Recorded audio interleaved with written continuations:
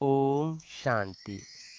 आज 23 अगस्त 2024 के ईश्वरीय साकार महावाक्य। बाबा कहते, मीठे बच्चे, दुख हरता सुख करता बाप को याद करो तो तुम्हारे सब दुख दूर हो जाएंगे। अंतमति सो गति हो जाएगी। प्रश्न, बाप ने तुम बच्चों को चलते फिरते याद में रहने का डायरेक्शन क्यों दिया है? बाप ने तुम बच्चों को चलते फिरते याद में रहने का डायरेक्शन क्यों दिया है? उत्तर एक, क्योंकि याद से ही जन्म जन्मांतर के पापों का बोझ उतरेगा। दो, याद से ही आत्मा सतो प्रधान बनेगी। तीन, अभी से याद में रहने का अभ्यास होगा तो अंत समय में एक बाप की याद में रह सकेंगे। अंत के लिए ही गायन है। अंत काल जो स्त्री सिमरे। चौथा, बाप को याद करने से 21 जन्मों का सुख सामने आ जाता है। बाप जैसी मीठी चीज़ दुनिया में कोई नहीं, इसलिए बाप का डायरेक्शन है, बच्चे चलते फिरते ही मुझे याद करो। ओम शांति। किसकी याद में बैठे हो? यह है प्यारे ते प्यारा संबंध एक के साथ जो सबको दुखों से छुड़ाने वाला है। बाप बच्चों को देखते हैं तो सब पाप कटते जाते हैं। आत्मा सतो प्रधान तरफ जा रही है। दुख तो अथाह है ना, गाते भी है, दुख हरता सुख करता। अब बाप तुमको सच सच सब दुखों से छुड़ाने आए हैं। स्वर्ग में दुख का नाम निशान नहीं होता। ऐसे बाप को याद करना बहुत ज़रूरी है। बाप का बच्चों के प्रति प्यार होता है ना, यह तो तुम जानते हो। बाप का किन किन बच्चों पर प्यार है। बच्चों को समझाया है, अपने को आत्मा समझो, देह नहीं समझो। जो अच्छे रत्न हैं वो बाप को चलते फिरते याद करते हैं। यह भी क्यों कहते हैं? क्योंकि तुम्हारा जन्म जन्मांतर से पापों का घड़ा भरा पड़ा है। तो इस याद की यात्रा से ही तुम पाप आत्मा से पुण्य आत्मा बन जाएंगे। यह भी तुम बच्चे जानते हो कि यह पुराना तन है। दुख आत्मा को ही मिलता है। शरीर को चोट लगने से आत्मा को दुख फील होता है। आत्मा कहती है, मैं रोगी दुखी हूँ। यह है दुख की दुनिया। कहाँ भी जाओ दुख ही दुख है। सुखधाम में तो दुख हो ना सके। दुख का नाम लिया तो गोया तुम दुखधाम में हो। सुखधाम में तो जरा भी दुख नहीं। समय भी बाकी थोड़ा है, इसमें पूरा पुरुषार्थ करना है बाप को याद करने का। जितना याद करते रहेंगे उतना सतोप्रधान बनते जाएंगे। पुरुषार्थ करके अवस्था ऐसी जवानी है जो तुमको पिछाड़ी में सिवाय एक बाप के कुछ भी याद ना आए। एक गीत भी है, अंतकाल जो स्त्री सिमरे। यह अंतकाल है ना, पुरानी दुनिया दुखधाम का अंत है। अभी तुम सुखधाम चलने का पुरुषार्थ करते हो। तुम शूद्र से ब्राह्मण बने हो, यह तो याद रहना चाहिए ना। शूद्र को है दुख, हम दुख से निकल फिर अब चोटी पर चढ़ रहे हैं। तो एक बाप को याद करना है। मोस्ट बिलवेड बाप है। उनसे मीठी चीज़ कौन सी होती है? आत्मा उस परम पिता परमात्मा को ही याद करती है ना। सब आत्माओं का बाप है। उनसे मीठी इस दुनिया में कोई चीज़ हो ना सके। इतने सब ढेर बच्चे हैं, कितने कितने में याद आते होंगे? सेकंड में। अच्छा, सारी सृष्टि का चक्र कैसे फिरता है वो भी तुम बच्चों की बुद्धि में अर्थ सहित है। जैसे कोई ड्रामा देखकर आते हैं, कोई पूछेंगे ड्रामा याद है? हाँ कहने से ही सारा बुद्धि में आ जाता है, शुरू से लेकर अंत तक। बाकी वो वर्णन करके सुनाने में तो समय लगेगा। बाबा बेहद का बाबा है, उसको याद करने से ही 21 जन्मों का सुख सामने आ जाता है। बाप से यह वर्षा मिलता है। सेकंड में बच्चों को बाप का वर्षा सामने आ जाता है। बच्चा पैदा हुआ, बाप जान जाते हैं बारिश ने जन्म लिया। सारी मिल्कियत याद आ जाएगी। तुम भी अकेले अलग अलग बच्चे हो, अलग अलग वर्षा मिलता है ना, अलग अलग याद करते हो। हम बेहद बाप के वारिस है। सतयुग में तो एक ही बच्चा होता है, वो सारी मिल्कियत का वारिस ठहरा। बच्चों को बाप मिला और विश्व का मालिक बना। सेकंड में देरी नहीं लगती। बाप कहते हैं तुम अपने को आत्मा समझो, फीमेल मत समझो। आत्मा तो बच्चा है ना। बाबा कहते हैं हमें सब बच्चे याद पड़ते हैं। आत्माएं सब भाई भाई है। जो भी सब धर्म वाले आते हैं वो कहते सब धर्म वाले भाई भाई है, परंतु समझते नहीं। अभी तुम समझते हो कि हम बाबा के मोस्ट बिलवेड बच्चे हैं। बाप से पूरा बेहद का वर्षा जरूर मिलेगा। कैसे लेंगे वो भी तुम बच्चों को सेकंड में याद आ जाता है। हम सतोप्रधान थे, फिर तमोप्रधान बने, अब फिर सतोप्रधान बनना है। तुम जानते हो बाबा से हमको स्वर्ग के सुखों का वर्षा लेना है। बाप कहते हैं अपने को आत्मा समझो। देह तो विनाशी है, आत्मा ही शरीर छोड़कर चली जाती है, फिर जाकर दूसरा नया शरीर गर्भ में लेती है।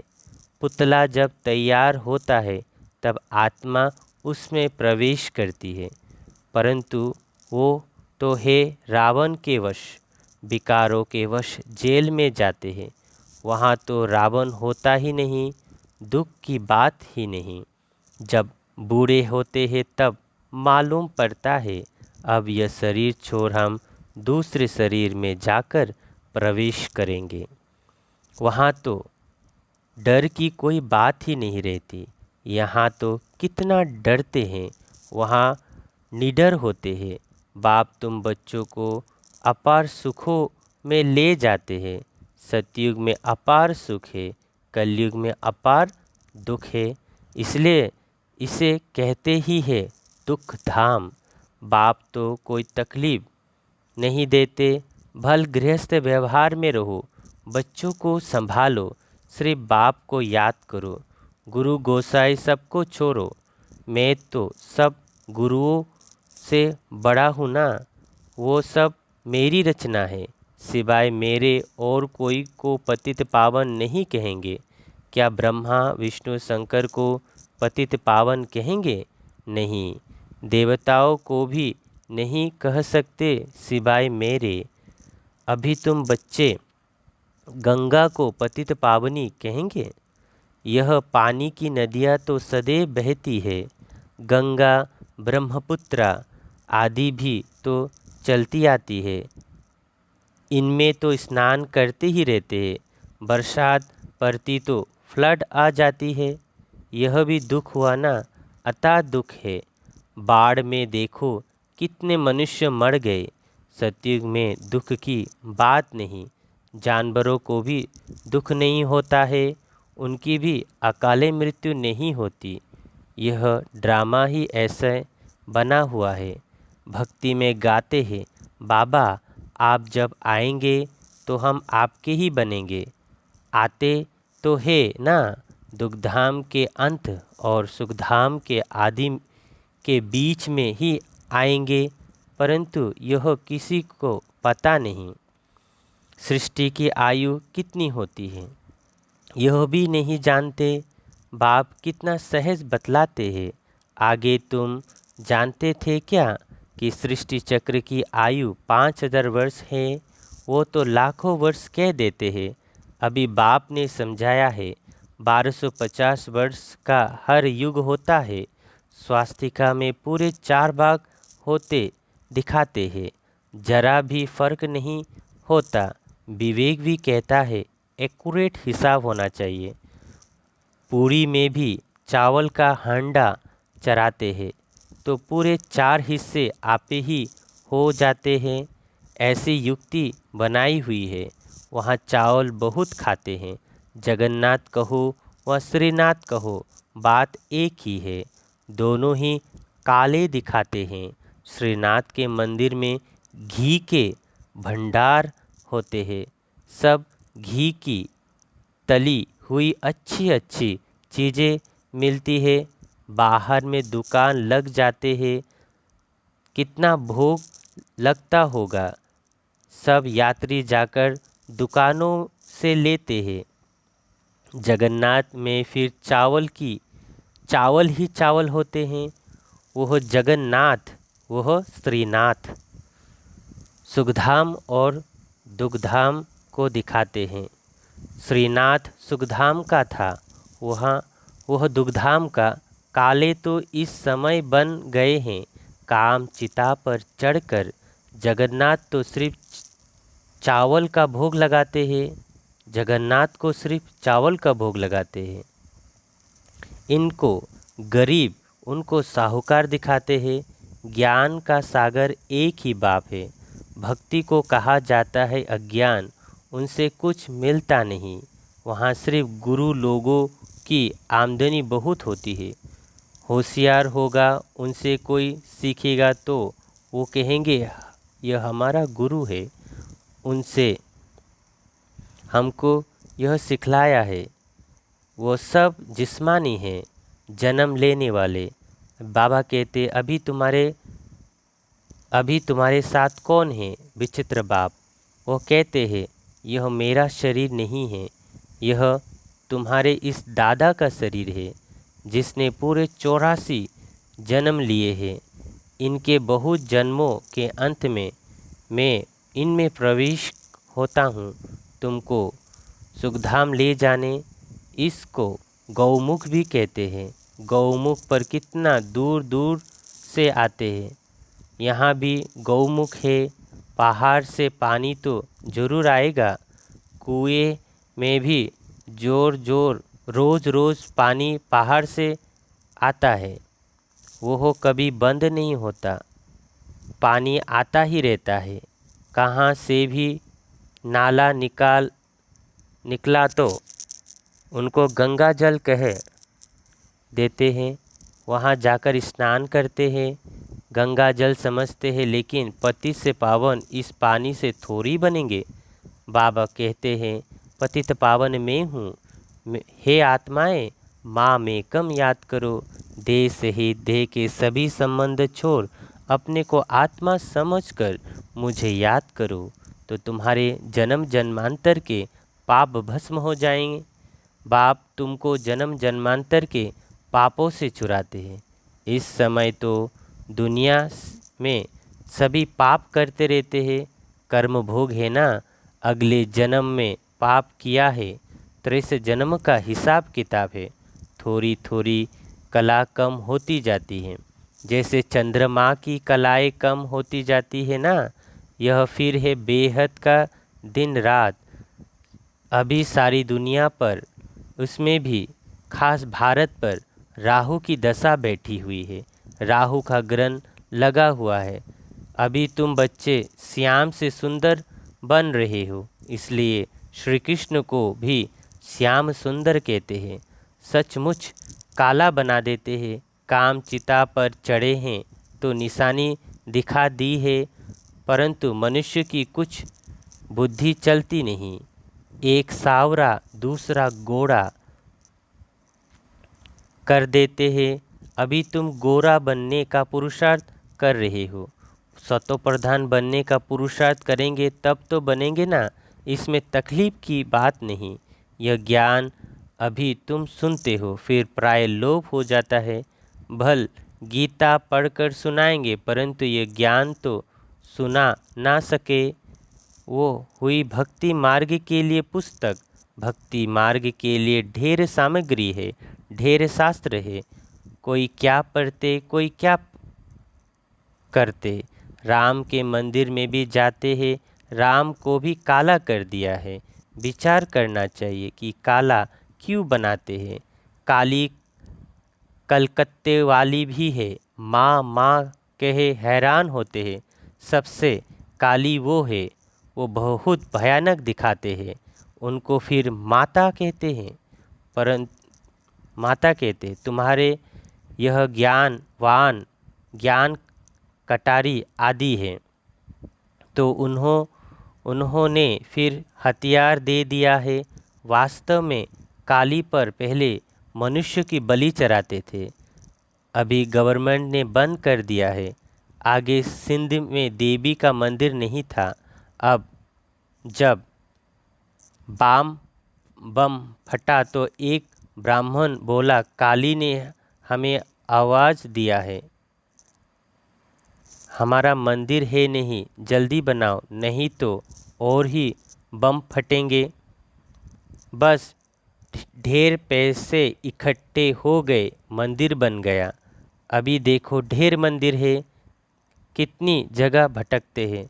बाप तुमको इन सब बातों से छुड़ाने के लिए समझाते हैं, किसी की ग्लानि नहीं करते हैं। बाप ड्रामा समझाते हैं। यह चक्र कैसे बना हुआ है, जो कुछ तुमने देखा है वो फिर होगा। जो नीच जो चीज़ नहीं है वो बनती है। तुम समझ गए हो, हमारा राज्य था वो हमने गवाया है। अब फिर बाप कहते हैं, बच्चे नर से नारायण बनना है तो पुरुषार्थ करो। भक्ति मार्ग में तुम बहुत कथाएं सुनते आए हो। अमरनाथ सुनी, फिर कोई अमर बने? किसी को ज्ञान का तीसरा नेत्र मिला? यह बाप बैठ समझाते हैं। इन आँखों से कुछ भी इविल ना देखो, सिविल आँखों से देखो, क्रिमिनल से नहीं। इस पुरानी दुनिया को ना देखो, यह तो खलास हो जानी है। बाप कहते हैं, मीठे मीठे बच्चों, हम तुमको राज्य देकर जाते हैं 21 जन्म के लिए। वहाँ और कोई का राज्य होता नहीं, दुख का नाम नहीं, तुम बड़े सुखी और धनवान होते हो। यहाँ तो मनुष्य कितना भूख मरते हैं, वहाँ तो सारे विश्व में तुम राज्य करते हो। कितनी थोड़ी जमीन चाहिए, छोटा बगीचा, फिर वृद्धि होते होते कलयुग अंत तक कितना बड़ा हो जाता है। और 5 विकारों की प्रवेशता के कारण वो कांटों का जंगल बन जाता है। बाबा कहते हैं, काम महाशत्रु है, इनसे तुम आदि मध्य अंत दुख पाते हो। ज्ञान और भक्ति को भी अब तुमने समझा है, विनाश सामने खड़ा है, इसलिए अब जल्दी जल्दी पुरुषार्थ करो, नहीं तो पाप भस्म नहीं होंगे। बाप की याद से ही पाप कटेंगे। पतित पावन एक बाप ही है। कल्प पहले जिन्होंने पुरुषार्थ किया है वो करके ही दिखाएंगे। ठंडे मत बनो, सिवाय एक बाप के और कोई को याद ना करो। बस सब दुख देने वाले हैं, जो सदा सुख देने वाला है उनको याद करो। इसमें गफलत नहीं करनी है। याद नहीं करेंगे तो पावन कैसे बनेंगे? अच्छा, मीठे मीठे सिकलदे बच्चों प्रति माता पिता बाप दादा का याद प्यार और गुड मॉर्निंग। रूहानी बाप की रूहानी बच्चों को नमस्ते। हम रूहानी बच्चों की रूहानी माता पिता बाप दादा को याद प्यार गुड मॉर्निंग, नमस्ते नमस्ते नमस्ते।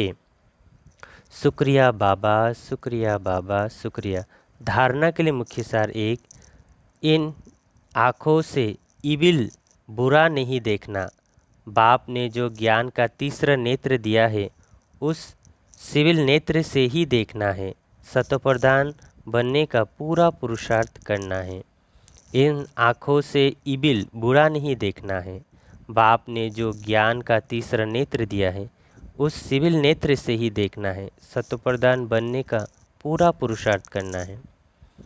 दूसरा, गृहस्थ व्यवहार को संभालते हुए प्यारी चीज़ बाप को याद करना है। अवस्था ऐसी जमानी है जो अंतकाल में एक बाप के सिवाय दूसरा कुछ भी याद न आए। गृहस्थ व्यवहार को संभालते हुए प्यारी चीज़ बाप को याद करना है। अवस्था ऐसी जमानी है जो अंतकाल में एक बाप के सिवाय दूसरा कुछ भी याद न आए। वरदान, अपनी श्रेष्ठ वृत्ति द्वारा विश्व का वातावरण परिवर्तन करने वाले आधार मूर्त भव। अपनी श्रेष्ठ वृत्ति द्वारा विश्व का वातावरण परिवर्तन करने वाले आधार मूर्त भव। विस्तार, आप बच्चे सिर्फ अपने जीवन के लिए आधार नहीं हो लेकिन विश्व की सर्व आत्माओं के आधार मूर्त हो। आपकी श्रेष्ठ वृत्ति से विश्व का वातावरण परिवर्तन हो सकता है। आपकी पवित्र दृष्टि से विश्व की आत्माएं और प्रकृति दोनों पवित्र बन रही है। दृष्टि से सृष्टि बदल रही है। आपके श्रेष्ठ कर्मों से श्रेष्ठाचारी दुनिया बन रही है। अभी जब आप इतनी बड़ी जिम्मेवारी के ताजधारी बनते हो तब भविष्य में ताज तख्त मिलता है। स्लोगन, सर्वशक्तिमान बाप को अपना साथी बना लो तो कोई भी विघ्न आपको रोक नहीं सकता। सर्वशक्तिमान बाप को अपना साथी बना लो तो कोई भी विघ्न आपको रोक नहीं सकता। अव्यक्त इशारे, विजयी रत्न बनना है तो प्रीत बुद्धि बनो। 23, जिस समय कोई भी परिस्थिति आए तो बाप को साथी बना लो तो अनुभव करेंगे कि मैं अकेला नहीं हूँ। मेरे साथ विशेष शक्ति है। जहाँ बाप है वहाँ चाहे कितने भी तूफान हो वो तूफान बन जाएगा। निश्चय बुद्धि विजयंती, इस टाइटल की स्मृति से विजयी बनो। अच्छा, ओम शांति।